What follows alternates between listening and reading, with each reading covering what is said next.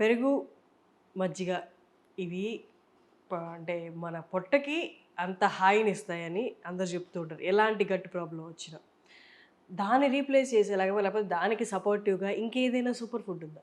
మనం ఎక్కువగా అంటే గట్ ఇష్యూస్ ఉన్న వాళ్ళు ఎక్కువగా యాంటీబయాటిక్ వాడినా చాలామందికి స్ట్రెస్ సెకండ్ బ్రెయిన్ వచ్చి గట్ అంటారు.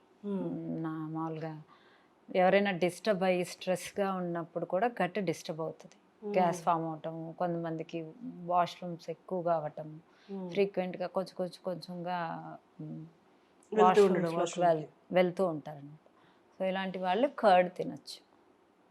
కర్డ్ పడని వాళ్ళు అలానే కర్డ్ లాగానే ఆల్మోస్ట్ వర్క్ అయ్యేది మునగాకు, మునక్కాయ. సో ఈ మునగాకుని ఎంత బాగా తీసుకుంటే అంత మంచిది మన గట్కి. ఓకే. సో మునగాకుని కర్రీ చేసుకోవచ్చు, కషాయం కాచుకోవచ్చు, జ్యూస్ తీసుకోవచ్చు తాగేవాళ్ళు. కొంచెం లెమన్ పిండుకొని కొంచెం కొబ్బరి వేసుకుంటే టేస్ట్ బాగానే ఉంటుంది.